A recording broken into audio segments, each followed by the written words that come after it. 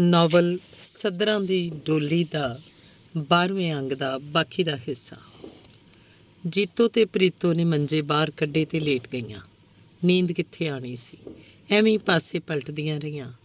ਰਾਤ ਜਦੋਂ ਅੱਧੀ ਲੰਘ ਗਈ, ਸਾਰੇ ਨੀਂਦ ਦੀ ਡੂੰਘਾਈ 'ਚ ਡੁੱਬ ਗਏ ਤੇ ਪ੍ਰੀਤੋ ਉੱਠੀ।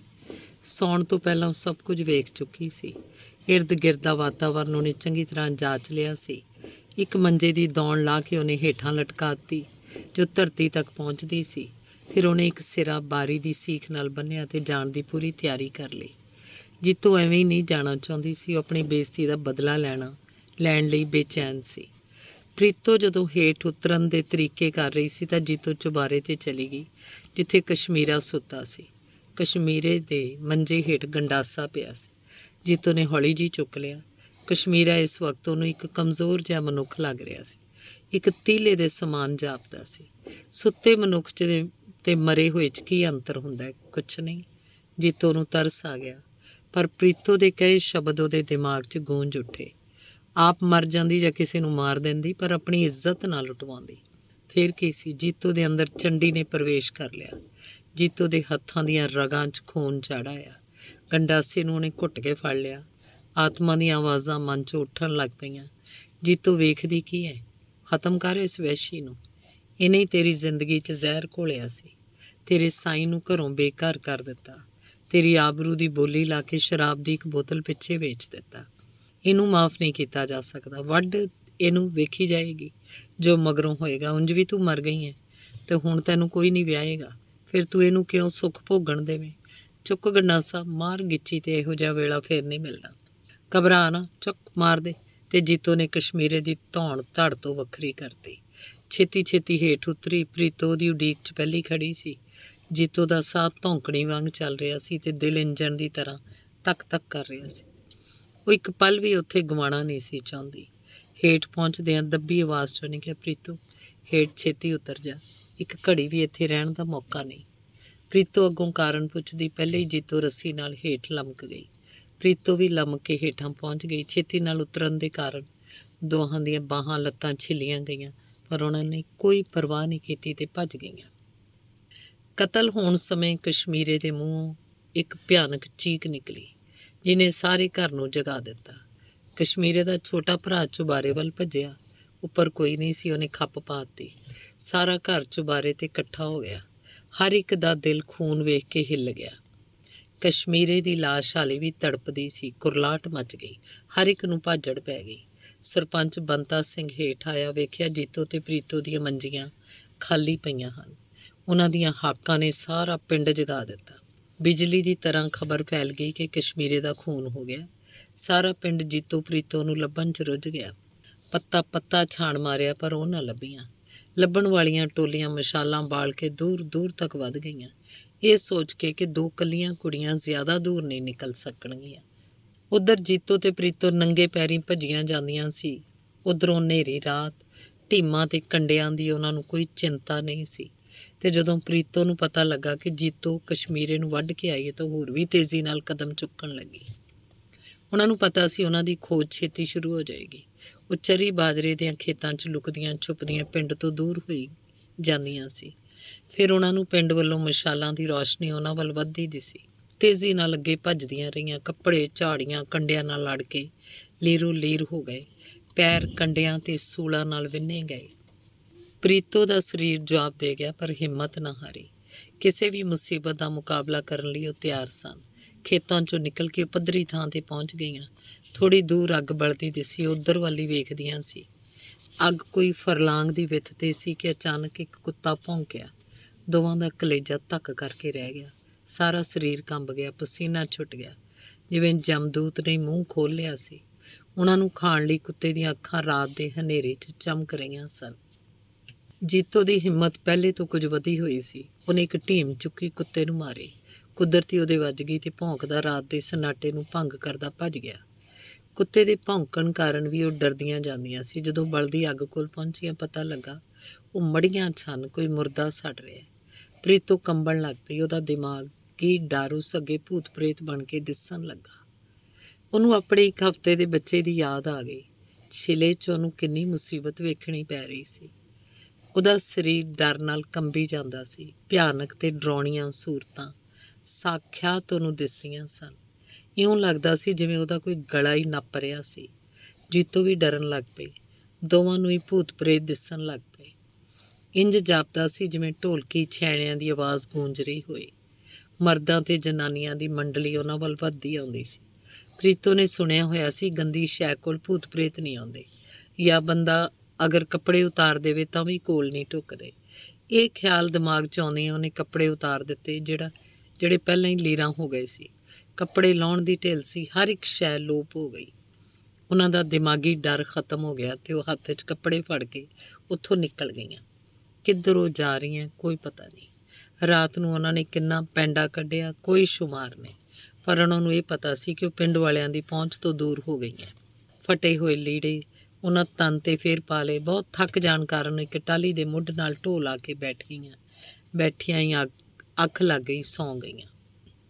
ਜੀਤੋ ਦੀ ਅੱਖ ਜਿਸ ਵੇਲੇ ਖੁੱਲ੍ਹੀ ਦਿਨ ਚੜ੍ਹ ਆਇਆ ਸੀ, ਉਹਨੇ ਪ੍ਰੀਤੋ ਨੂੰ ਜਗਾਇਆ, ਜਿਹਦਾ ਚਿਹਰਾ ਸਫੈਦ ਹੋ ਗਿਆ ਸੀ, ਬੁੱਲ੍ਹਾਂ ਦਾ ਖੂਨ ਹੀ ਸੁੱਕ ਗਿਆ ਸੀ। ਪ੍ਰੀਤੋ ਨੇ ਅੱਖਾਂ ਖੋਲ੍ਹੀਆਂ। ਉਹ ਨੀਂਦਰੇ ਨਾਲ ਲਾਲ ਹੋਈਆਂ ਸੀ, ਰੜਕ ਰਹੀਆਂ ਸੀ। ਪ੍ਰੀਤੋ ਨੂੰ ਰਾਤ ਦਾ ਦਰਦਨਾਕ ਤੇ ਖੌਫਨਾਕ ਸਫ਼ਰ ਯਾਦ ਆ ਗਿਆ। ਜੀਤੋ ਵੱਲ ਵੇਖ ਕੇ ਉਹਨੇ ਪੁੱਛਿਆ, ਅਸੀਂ ਕਿੱਥੇ ਪਹੁੰਚ ਗਈਆਂ? ਕਿਹੜੀ ਥਾਂ? ਕਿੱਥੇ? ਇੱਥੋਂ ਕਿੱਥੇ ਜਾਣਾ? ਪਤਾ ਨਹੀਂ ਕਿਹੜੀ ਥਾਂ ਹੈ ਪ੍ਰੀਤੋ, ਪਰ ਹੁਣ ਉੱਠਣਾ ਪੈਣਾ ਹੈ। ਕਿਸੇ ਪਾਸੇ ਜਾ ਕੇ ਪਤਾ ਲੱਗੇਗਾ ਅਸੀਂ ਕਿੱਥੇ ਹਾਂ, ਜੀਤੋ ਨੇ ਕਿਹਾ। ਪਰ ਮੈਥੋਂ ਹੁਣ ਤੁਰਿਆ ਨਹੀਂ ਜਾਣਾ। ਮੇਰੀਆਂ ਲੱਤਾਂ 'ਚ ਖੱਲੀਆਂ ਪੈ ਗਈਆਂ, ਮੇਰੇ ਪੈਰ ਸੁੱਜ ਗਏ ਹੈ।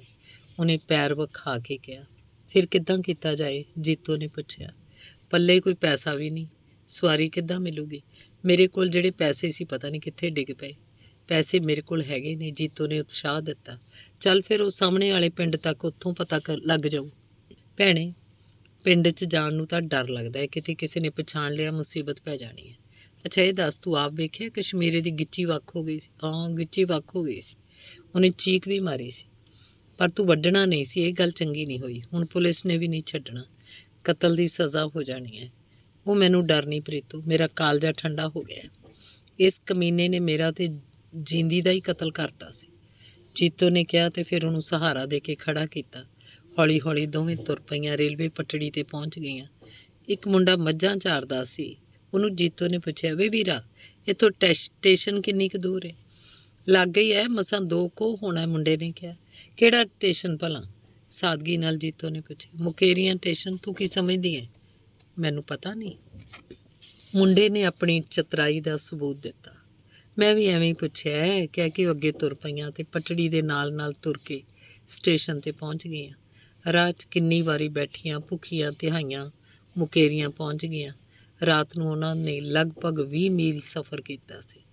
ਲੁੱਕਿਓ ਬੈਠੀਆਂ ਰਹੀਆਂ। ਜਦੋਂ ਗੱਡੀ ਆਈ ਚੜ੍ਹ ਗਈਆਂ। ਗੱਡੀ ਨੇ ਦਸੂਹਾ ਲੰਘਣਾ ਸੀ। ਜਦੋਂ ਗੱਡੀ ਦਸੂਹੇ ਪਹੁੰਚੀ, ਦੋਵਾਂ ਦਾ ਦਿਲ ਧੜਕਦਾ ਸੀ। ਦੋਵੇਂ ਗੱਡੀ ਦੇ ਗੁਸਲਖਾਨੇ 'ਚ ਵੜ ਗਈਆਂ। ਜਦੋਂ ਗੱਡੀ ਤੁਰ ਪਈ, ਬਾਹਰ ਆ ਕੇ ਬੈਠੀਆਂ। ਜਿਹੜਾ ਵੀ ਉਹਨਾਂ ਵੱਲ ਵੇਖਦਾ ਸੀ ਉਹਨਾਂ ਨੂੰ ਇੰਜ ਲੱਗ ਰਿਹਾ ਸੀ ਜਿਵੇਂ ਉਹਨਾਂ ਨੂੰ ਪਛਾਣਦਾ ਹੈ। ਦੁਪਹਿਰੇ ਜਾ ਕੇ ਦਸੂਹੇ ਪਹੁੰਚੀਆਂ ਤੇ ਫਿਰ ਘਰ ਪਹੁੰਚੀਆਂ। ਉੱਧਰੋਂ ਬੰਤਾ ਸਿੰਘ ਨੇ ਥਾਣੇ 'ਚ ਰਿਪੋਰਟ ਲਿਖਾ ਦਿੱਤੀ। ਉਹਦੇ ਬੰਦੇ ਜੀਤੋ ਤੇ ਪ੍ਰੀਤੋ ਨੂੰ ਲੱਭਦੇ ਰਹੇ। ਉਹਨਾਂ ਨੇ ਉਸ ਦਿਨ ਕੋਈ ਵੀ ਗੱਡੀ ਵੇਖਣ ਬਿਨਾਂ ਨਹੀਂ ਛੱਡੀ। ਉਸ ਗੱਡੀ ਦੀ ਤਲਾਸ਼ੀ ਵੀ ਕੀਤੀ ਜਿਸ 'ਚ ਜੀਤੋ ਤੇ ਪ੍ਰੀਤੋ ਸਨ, ਪਰ ਲੱਭ ਨਹੀਂ ਸਕੇ ਕਿਉਂਕਿ ਦੋਵੇਂ ਹੀ ਗੁਸਲਖਾਨੇ 'ਚ ਸਨ। ਸ਼ਿਕਾਰ ਹੱਥ 'ਚੋਂ ਨਿਕਲ ਗਿਆ ਸੀ ਤੇ ਸ਼ਿਕਾਰੀ ਤਲਾਸ਼ ਵਿੱਚ ਸਨ। ਅਖੀਰਲਾ ਅੰਗ 13ਵਾਂ। ਜੀਤੋ ਤੇ ਪ੍ਰੀਤੋ ਜਦੋਂ ਘਰ ਪਹੁੰਚੀਆਂ ਤੇ ਪੁਲਿਸ ਪਹਿਲਾਂ ਹੀ ਪਹੁੰਚੀ ਹੋਈ ਸੀ। ਦੋਹਾਂ ਨੂੰ ਕਤਲ ਦੇ ਜੁਰਮ 'ਚ ਗ੍ਰਿਫਤਾਰ ਕਰ ਲਿਆ ਗਿਆ। ਕੱਪੜੇ ਬਦਲਣ ਦੀ ਮੋਹਲਤ ਵੀ ਨਾ ਦਿੱਤੀ। ਸ਼ਿੰਗਾਰੂ ਹੱਥਕੜੀਆਂ 'ਚ ਜਕੜੀ ਹੋਈ ਜੀਤੋ ਦੇ ਗਲੇ ਲੱਗ ਗਈ। ਪ੍ਰੀਤੋ ਦੀ ਝੋਲੀ 'ਚ ਉਹਦੇ 8 ਦਿਨਾਂ ਦੇ ਬਾਲ ਨੂੰ ਪਾ ਦਿੱਤਾ। ਪਰ ਉਹ ਕਿਸ ਤਰ੍ਹਾਂ ਬੱਚੇ ਨੂੰ ਚੁੱਕ ਕੇ ਛਾਤੀਆਂ 'ਚੋਂ ਮਮਤਾ ਦਾ ਅੰਮ੍ਰਿਤ ਪਿਲਾਉਂਦੀ? ਉਹਦੇ ਵੀ ਤਾਂ ਦੋਵੇਂ ਹੀ ਹੱਥ ਜੰਜੀਰਾਂ 'ਚ ਜਕੜੇ ਸਨ। ਮਮਤਾ ਸਾਗਰ ਦੀਆਂ ਲਹਿਰਾਂ ਵਾਂਗੂ ਠਾਠਾਂ ਮਾਰਦੀ ਸੀ, ਪਰ ਕਿਨਾਰੇ ਉਹਦੇ ਠਾਠਾਂ ਦਾ ਰੁੱਖ ਮੋੜ ਦਿੰਦੇ ਸੀ। ਇਸੇ ਤਰ੍ਹਾਂ ਮਮਤਾ ਦੀਆਂ ਠਾਠਾਂ ਨੂੰ ਕਾਨੂੰਨ ਦੀਆਂ ਹੱਥਕੜੀਆਂ ਮੋੜ ਰਹੀਆਂ ਸਨ। ਕਾਨੂੰਨ ਦੇ ਰਖਵਾਲੇ ਉਹਨਾਂ ਨੂੰ ਲੈ ਗਏ। ਪ੍ਰੀਤੋ ਜਾਂਦੀ ਵਾਰੀ ਫਿਰ ਇਹੋ ਕਹਿ ਸਕੇ, ਬੀਬੀ ਮੇਰੀ ਅਮਾਨਤ ਨੂੰ ਸੰਭਾਲ ਕੇ ਰੱਖੀ। ਖੂਨ ਦਾ ਮੁਕੱਦਮਾ ਚੱਲਿਆ। ਦੋਸ਼ ਦੋਵਾਂ ਹੀ ਭੈਣਾਂ 'ਤੇ ਥੋਪਿਆ ਗਿਆ।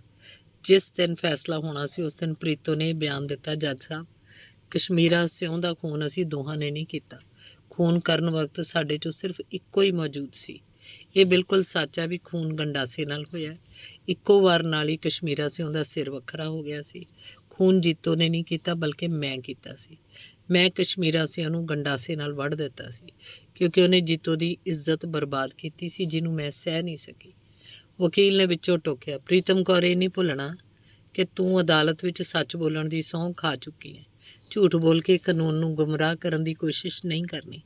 ਵਕੀਲ ਸਾਹਿਬ, ਤੁਹਾਡੇ ਕੋਲ ਕੀ ਸਬੂਤ ਹੈ ਕਿ ਮੈਂ ਝੂਠ ਬੋਲਦੀ ਹਾਂ? ਜੋ ਕੁਝ ਜੀਤੋ ਨਾਲ ਹੋਇਆ ਤੁਹਾਡੇ ਨਾਲ ਨਹੀਂ। ਇੱਕ ਭੈਣ ਆਪਣੇ 7 ਦਿਨ ਦਾ ਬੱਚਾ ਛੱਡ ਕੇ ਭੈਣ ਵਾਸਤੇ ਕਿਸੇ ਦਾ ਖੂਨ ਨਹੀਂ ਕਰ ਸਕਦੀ। ਭੈਣਾਂ ਵੀ ਕਈ ਕਿਸਮ ਦੀਆਂ ਹੁੰਦੀਆਂ, ਉਹਨਾਂ 'ਚੋਂ ਤੁਹਾਡੀ ਵੀ ਇੱਕ ਕਿਸਮ ਹੈ ਜੋ ਇੱਕ ਗੁਨਾਹਗਾਰ ਭੈਣ ਨੂੰ ਬਚਾਉਣਾ ਚਾਹੁੰਦੀ ਹੈ। ਵਕੀਲ ਨੇ ਫਿਰ ਜ਼ਿਰਾ ਕੀਤਾ। ਅਗਰ ਮੈਂ ਭੈਣ ਦਾ ਗੁਨਾਹ ਸਿਰ 'ਤੇ ਲੈਣ ਨੂੰ ਤਿਆਰ ਹਾਂ ਤਾਂ ਕੀ ਮੈਂ ਭੈਣ ਲਈ ਖੂਨ ਨਹੀਂ ਕਰ ਸਕਦੀ? ਜੀਤੋ ਗੁਨਾਹਗਾਰ ਨਹੀਂ ਹੈ, ਉਹਦਾ ਕੋਈ ਕਸੂਰ ਨਹੀਂ, ਉਹਨੇ ਕੋਈ ਜੁਰਮ ਨਹੀਂ ਕੀਤਾ, ਉਹ ਬੇਦੋਸ਼ ਹੈ। ਪ੍ਰੀਤੋ ਉੱਚੀ ਬੋਲ ਪਈ। ਪ੍ਰੀਤੋ ਦਾ ਝੂਠ ਸੁਣ ਕੇ ਜੀਤੋ ਤੜਪ ਉੱਠੀ। ਪ੍ਰੀਤੋ ਬਿਲਕੁਲ ਝੂਠ ਬੋਲਦੀ ਹੈ ਜੱਜ ਸਾਹਿਬ, ਇਹ ਸਿਰਫ ਮੈਨੂੰ ਬਚਾਉਣਾ ਚਾਹੁੰਦੀ ਹੈ। ਖੂਨੀ ਮੈਂ ਹਾਂ। ਕਸ਼ਮੀਰੇ ਨੂੰ ਮੈਂ ਵੱਢਿਆ, ਉਹਨੇ ਮੇਰੇ ਨਾਲ ਜ਼ਬਰਦਸਤੀ ਬਦਕਾਰੀ ਕੀਤੀ ਸੀ। ਮੈਂ ਉਹ ਤੋਂ ਬਦਲਾ ਲਿਆ। ਮੈਂ ਮੌਤ ਤੋਂ ਨਹੀਂ ਡਰਦੀ, ਸਜ਼ਾ ਮੈਨੂੰ ਮਿਲਣੀ ਚਾਹੀਦੀ ਹੈ। ਸਾਰੀ ਕਚਹਿਰੀ 'ਚ ਹਲਚਲ ਮਚ ਗਈ। ਕੌਣ ਅਸਲੀ ਖੂਨੀ ਹੈ ਕੋਈ ਨਹੀਂ ਸੀ ਜਾਣਦਾ। ਗੰਡਾਸੇ 'ਤੇ ਕਿਸੇ ਦੀਆਂ ਉਂਗਲਾਂ ਦੇ ਨਿਸ਼ਾਨ ਨਹੀਂ ਮਿਲੇ ਕਿਉਂਕਿ ਲੱਭਣ ਵਾਲੇ ਉਹੀ ਗੰਡਾਸਾ ਲੈ ਕੇ ਲੱਭਦੇ ਰਹੇ, ਜਿਸ ਕਾਰਨ ਜੀਤੋ ਦੀਆਂ ਉਂਗਲਾਂ ਦੇ ਨਿਸ਼ਾਨ ਮਿਟ ਗਏ ਸੀ। ਜੀਤੋ ਦਾ ਬਿਆਨ ਸੁਣ ਕੇ ਪ੍ਰੀਤੋ ਫੇਰ ਬੋਲ ਪਈ, ਬਿਲਕੁਲ ਝੂਠ ਹੈ ਜੱਜ ਸਾਹਿਬ।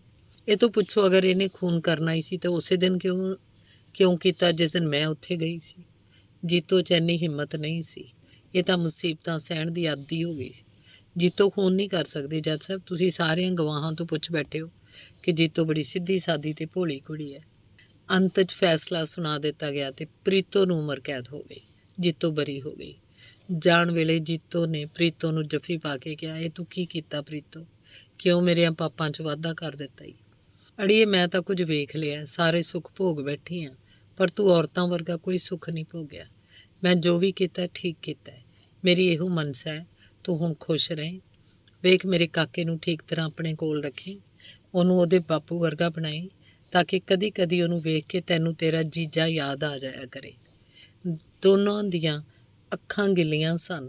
ਪ੍ਰੀਤੋ ਕਹਿੰਦੀ ਗਈ, ਜੀਤੋ, ਜਿੰਨੇ ਅਹਿਸਾਨ ਤੂੰ ਮੇਰੇ 'ਤੇ ਕੀਤੇ ਹੈ ਉਹਨਾਂ ਦਾ ਬਦਲਾ ਮੈਂ ਨਹੀਂ ਭੁਲਾ ਸਕਦੀ। ਆਪਣੀਆਂ ਸੱਧਰਾਂ ਦਾ ਗਲਾ ਤੂੰ ਮੇਰੇ ਲਈ ਆਪ ਘੁੱਟ ਲਿਆ, ਪਰ ਉਫ ਤੱਕ ਨਹੀਂ ਕੀਤਾ। ਆਪ ਦੇ ਅਰਮਾਨਾਂ ਨੂੰ ਤੂੰ ਮੇਰੇ ਲਈ ਮਿੱਟੀ 'ਚ ਨੱਪ ਦਿੱਤਾ ਤੇ ਸੀ ਵੀ ਨਹੀਂ ਕੀਤਾ। ਜੀਤੋ, ਮੈਨੂੰ ਉਹਨਾਂ ਦੇ ਸੁਰਗਵਾਸ ਹੋਣ ਤੋਂ ਪਹਿਲੇ ਸਭ ਕੁਝ ਦੱਸ ਦਿੱਤਾ ਸੀ। ਮੇਰੇ ਕਾਰਨ ਤੇਰੇ ਨਾਲ ਬੇਇਨਸਾਫੀ ਹੋਈ। ਹੁਣ ਤੇਰੇ ਜੀਵਨ ਦੇ ਬਾਕੀ ਦਿਨ ਸੁੱਖ 'ਚ ਲੰਘਣ, ਇਹੋ ਹੀ ਮੇਰੀ ਅਰਦਾਸ ਹੈ। ਪ੍ਰੀਤੋ ਨੇ ਕਿਹਾ ਤੇ ਉਹਨੂੰ ਸਿਪਾਹੀ ਲੈ ਗਏ। ਜੀਤੋ ਬਰੀ ਹੋ ਕੇ ਘਰ ਆ ਗਈ। ਸ਼ਿੰਗਾਰੋ ਜ਼ਿੰਦਗੀ ਭਰ ਦੁੱਖ ਝੱਲਦੀ ਰਹੀ ਸੀ। ਕਦੀ ਉਹਨੇ ਸੁੱਖ ਦਾ ਸਾਹ ਨਹੀਂ ਸੀ ਲਿਆ।